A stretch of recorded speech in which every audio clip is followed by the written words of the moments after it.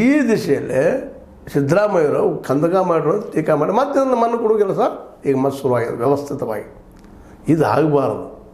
ಯಾಕೆ ಆಗಬಾರ್ದು ಅಂದರೆ ಎಲ್ಲರಿಗೂ ಪಾಪ ನ್ಯಾಯ ಸಿಗಿಲ್ಲ ರೀ. ಬಿದ್ದವ್ರಿಗೆ ಹಿಂದುಳಿದವ್ರು ಆಗಿರ್ಬೋದು, SC ST ಆಗಿರ್ಬೋದು, ಮೈನಾರಿಟಿ ಆಗಿರ್ಬೋದು, ಯಾರೋ ಇರಲಿ. ನಮ್ಮ ಹಿಂದೂಗಳು ಸಾಕಷ್ಟು ಬಡವರು ಇದ್ದಾರೆ, ಅವರೆಲ್ಲ ಹಿಂದೂಗಳು ಇದ್ದವ್ರನ್ನ ಇವರು ಕಟ್ಟೆಗಿದ್ದು ಕಟ್ಟೆಗಿದ್ದು ಏನೋ ಹೇಳ್ತಾ ಎಲ್ಲ ಒಂದು ಅಂತ ಹೇಳ್ತೀರಿ. ಮತ್ತು ಅವ್ರಿಗೆ ಏನಾದ್ರು ಕೊಡಬೇಕು ಬೇಡ ಅವ್ರು ಬದುಕೋದಕ್ಕೆ? ಇಲ್ಲ, ಬೇಡ ವಿಶ್ರಾಂತಿ ಬೇಡ, ಎಲ್ಲರೂ ಉದ್ಯೋಗ ಸಿಗುವಂಥ ವ್ಯವಸ್ಥೆ ಮಾಡಿರಿ, ಫ್ರೀ ಎಜುಕೇಷನ್ ಮಾಡಿರಿ. ಎಜುಕೇಷನ್ ಮಾಡಿಸಿದಂತ ಈ ಖಾಸಗಿ ತೆಗೆದು ಹಾಕಿಬಿಡ್ರಿ. ಖಾಸಗಿ ಅವ್ರು ಯಾರೂ ಮೀಸಲಾತಿನ ಒಪ್ಲಿಕ್ಕೆ ಸಾಧ್ಯ ಇಲ್ಲ. ಯಾಕಂದ್ರೆ ಖಾಸಗೀಕರಣದಿಂದಾಗಿ ಖಾಸಗಿಯಲ್ಲಿ ಯಾರ್ಯಾರು ದುಡ್ಡಿದ್ದವರು, ಬಂಡವಾಳ ಯಾರೆಲ್ಲ ಐತಿ ಇವತ್ತು? 10% ಜನ, ಈ ದೇಶದ 10% ಜನ, ಅದು ಹೆಚ್ಚು ಕಡಿಮೆ 8-9% ಜನ ಮೇಲ್ಜಾತಿ ಮೇಲ್ವರ್ಣೀಯ ಮೇಲಿನವರು ಅದರಲ್ಲೇ. ಎಲ್ಲೋ 1%, 1-1.5% ಪಾಪ ಯಾರೋ ಇತ್ತೀಚೆಗೆ ಸ್ವಲ್ಪ ಇಂಪ್ರೂವ್ ಆಗಿರ್ಬೋದು.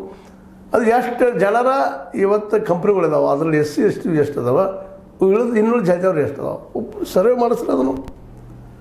ಈ ಎಲ್ಲ ಹಿನ್ನೆಲೆಯಲ್ಲಿ ರಿಸರ್ವೇಷನ್ ಅದ ವಿನಃ ಇದಕ್ಕಾಗಿ ಅಲ್ಲ.